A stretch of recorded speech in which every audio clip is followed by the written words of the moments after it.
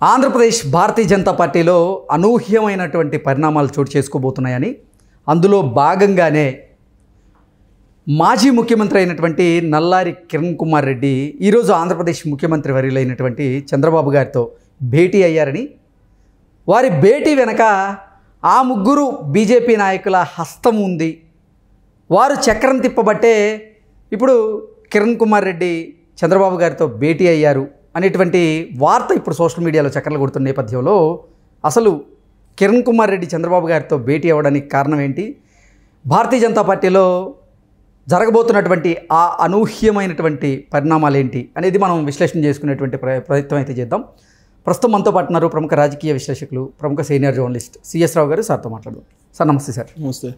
ఆంధ్రప్రదేశ్ భారతీయ జనతా పార్టీలో అనూహ్యమైనటువంటి పరిణామాలు చోటు చేసుకోబోతున్నాయని, అందులో భాగంగానే కిరణ్ కుమార్ రెడ్డి గారు చంద్రబాబు గారితో ఈరోజు భేటీ అయ్యారని, కిరణ్ కుమార్ రెడ్డి గారు చంద్రబాబుతో భేటీ అవ్వడం వెనక ఆ ముగ్గురు భారతీయ జనతా పార్టీ నేతల హస్తం ఉంది, వారు చక్రం తిప్పబట్టే ఇప్పుడు కిరణ్ కుమార్ రెడ్డి గారు చంద్రబాబు గారితో భేటీ అయ్యారు అనేటువంటి వార్త ఇప్పుడు సోషల్ మీడియాలో చక్కర్లు కొడుతూ ఉంది.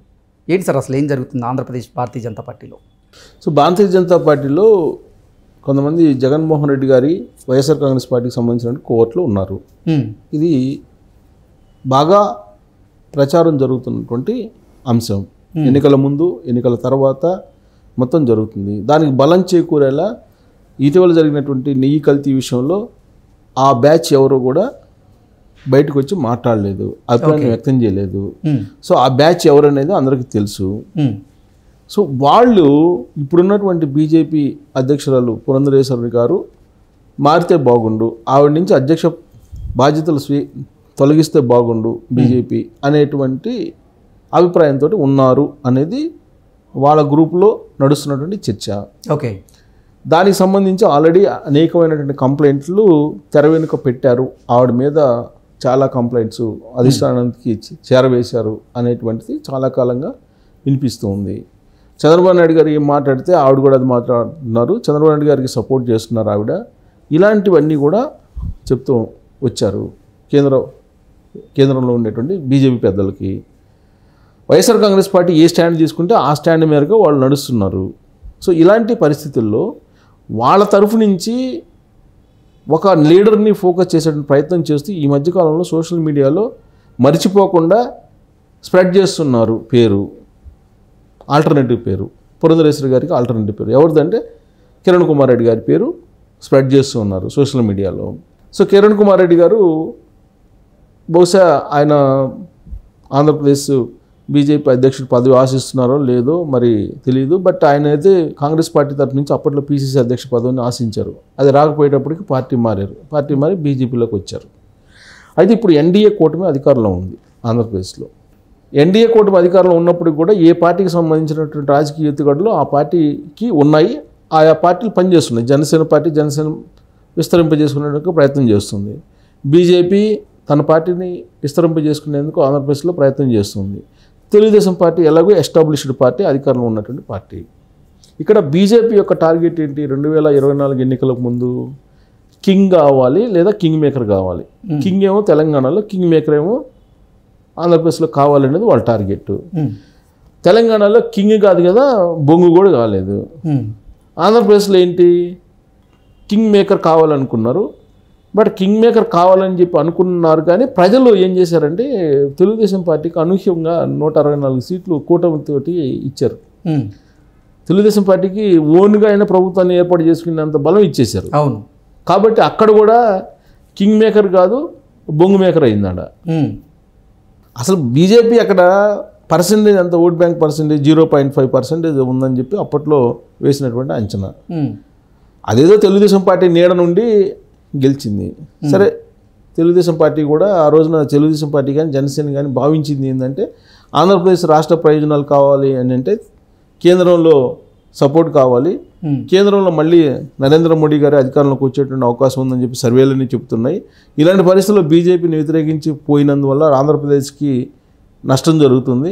ఒకవేళ ఇక్కడ తెలుగుదేశం పార్టీ ప్రభుత్వం ఏర్పడినప్పటికీ, జనసేన తెలుగుదేశం పార్టీ కూటమితో ప్రభుత్వం ఏర్పడినప్పటికీ కూడా కేంద్రంలో సపోర్ట్ రాకపోతే రాష్ట్ర ప్రయోజనాలు నెరవేరు. కాబట్టి రాష్ట్ర ప్రయోజనాలు ముఖ్యం కాబట్టి త్యాగాలకు సిద్ధపడాలి అని చెప్పి నిర్ణయం తీసుకొని వాళ్ళకి ఎంపీలు ఒక 4-10 మంది ఎమ్మెల్యేలు వచ్చారు. 10 మంది ఎమ్మెల్యేలు 4 ఎంపీలను కేటాయించారు కూటమిలో.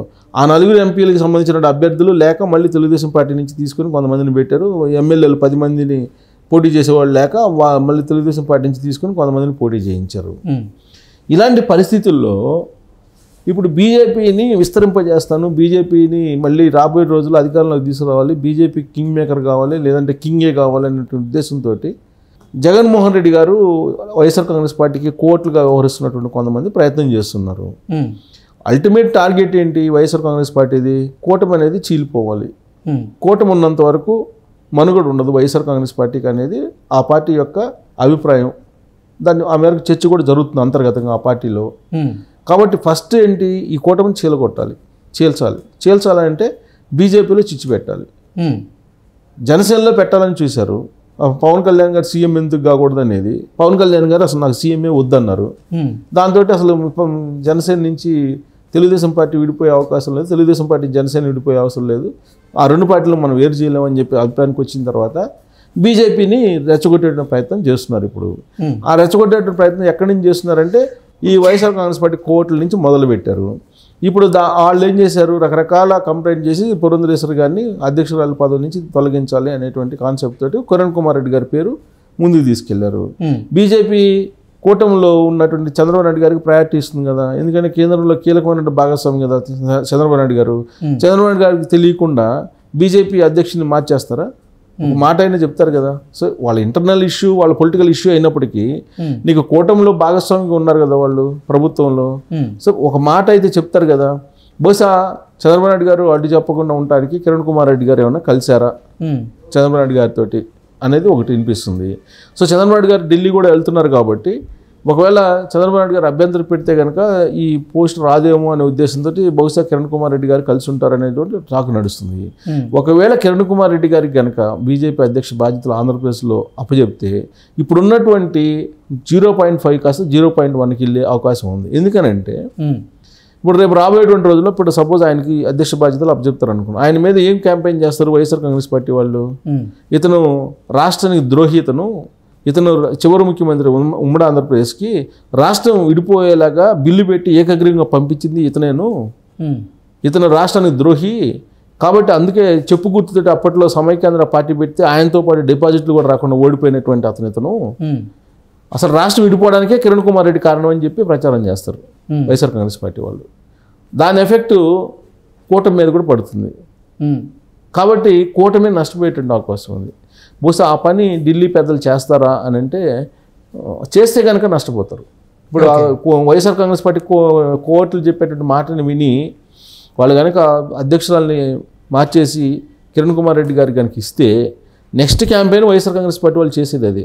ఆ రోజు ఏం జరిగింది, కిరణ్ కుమార్ రెడ్డి గారు ముఖ్యమంత్రిగా ఉన్నారు ఆంధ్రప్రదేశ్, యునైటెడ్ ఆంధ్రప్రదేశ్కి.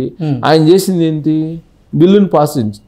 ఇప్పుడు మీరు కనుక రోసీ గారి ఇంటర్వ్యూ కనుక చూస్తే ఆర్కే గారు చేసినటువంటి ఇంటర్వ్యూ ఓపెన్ హార్ట్ విత్ ఆర్కేలో బిల్లు పాస్ చేసి పంపించండి రాష్ట్రం విడగొట్టేదానికి అని చెప్పేసి ఆ రోజున ఏఐసిసి చెప్తే, సోనియా గాంధీ గారు చెప్తే నా వల్ల కాదమ్మా నేను పాస్ చేసి పంపించలేను అని చెప్పారంట కరాఖండిగా. ఎవరు, రోసీ గారు. కానీ కిరణ్ కుమార్ రెడ్డి గారు ఏం చేశారు, ఏకగ్రీవంగా బిల్లును పాస్ చేసి పంపించారు అక్కడికి. ఆ విధమైనటువంటి స్ట్రాటజీని ప్లే చేసి బిల్లును పాస్ చేసి పంపించారు.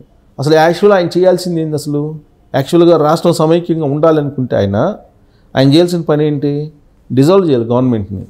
గవర్నమెంట్ని డిజాల్వ్ చేసి నువ్వు ఎలక్షన్కి వెళ్ళినట్టయితే ఎలక్షన్ తర్వాత ఏం జరిగి ఉండేదో, నువ్వు ఎలక్షన్ డిజాల్వ్ చేయకుండా ఏకగ్రీవంగా బిల్లుని పాస్ చేసి నీ కేంద్రానికి పంపించావు. కేంద్రానికి పంపిస్తే ఈ బిల్లుని ఏకగ్రీవంగా ఆ అసెంబ్లీలో పాస్ చేశారు కాబట్టి మేము పార్లమెంట్లో చీకట్లో దీన్ని ఆమోదించిన చెల్లిద్ది అని చెప్పి చీకట్లో వాళ్ళు రాష్ట్రాన్ని విడదీశారు. కాబట్టి ఈ మొత్తం ఎపిసోడ్ని రివీల్ చేసి ఇతను ఆంధ్రప్రదేశ్ ద్రోహి అని ముద్ర వేసే అవకాశం ఉంది కిరణ్ కుమార్ రెడ్డికి. దాని ఎఫెక్ట్ బీజేపీ మీద పడే అవకాశం ఉంది. అందుకే కాంగ్రెస్ వాళ్ళు ఏం చేశారు, అతనికి పీసీసీ అధ్యక్ష పదవి ఇవ్వాల. కాంగ్రెస్ పార్టీలో చేరాడు కదా ఇతను. అవును. ఇప్పుడు 2014 ఎన్నికల్లో ఈయన ఏం చేశారు, కొత్త పార్టీ పెట్టుకున్నారు. కొత్త పార్టీ పెట్టుకుని ప్రజల్లోకి వెళ్తే ప్రజలు ఆయనతో పాటు అందరికీ డిపాజిట్ లేకుండా చేశారు ఆయన పార్టీలో పోటీ చేసినటువంటి వాళ్ళకి. ఆ తర్వాత ఏం చేశాడు, కాంగ్రెస్ పార్టీలో జాయిన్ అయ్యాడు ఆయన. కాంగ్రెస్ పార్టీలో చేరి కాంగ్రెస్ పార్టీలో పీసీసీ అధ్యక్ష పదవిని ఆశిస్తే ఇవ్వాల. ఆ తర్వాత ఏం చేశారు, బీజేపీలో చేశారు. బీజేపీలో చేరి ఏమన్నారు, ఫస్ట్ తెలంగాణలో రాజకీయం చేస్తాడు ఆయన, తెలంగాణ బీజేపీకి అని అన్నారు. తెలంగాణ వాళ్ళు ఒప్పుకోవాలి ఆయన్ని. తెలంగాణ వాళ్ళు ఒప్పుకోకపోగా ఆయన అవమానించారు చాలా సందర్భాల్లో, వేదిక మీద కూడా రాకుండా. ఆ తర్వాత ఏం చేశారు, ఈయన ఆంధ్రప్రదేశ్ వైపు చిన్నగా సర్దుకున్నాడు, ఆంధ్రప్రదేశ్ బీజేపీ వైపు సర్దుకొని ఆయన ఏం చేశారు, రాజంపేటలో పోటీ చేశారు. రాజంపేటలో పోటీ చేసి కూటమి అభ్యర్థులు అందరూ తేలిగ్గా గెలిస్తే ఈయన మాజీ ముఖ్యమంత్రి అయ్యుండి, రాజకీయపరమైన నేపథ్యం ఉన్నటువంటి కుటుంబం నుంచి వచ్చినటువంటి లీడర్ అయ్యుండి కూడా ఆయన రాజంపేట నుంచి ఎంపీగా గెలవలేకపోయాడు. కాబట్టి ఈయన రాజకీయంగా ఒకవేళ ఈయన గనక ప్రమోషన్ ఇచ్చి అధ్యక్ష పదవి చేస్తే అన్ని రకాలుగా బీజేపీ పార్టీని, బీజేపీతో ఉన్నటువంటి కూటమిని మొత్తాన్ని రాజకీయంగా నష్టం చేకూర్చేదానికి ఒక పెద్ద ప్లాన్ జగన్మోహన్ రెడ్డి గారు వేశారు.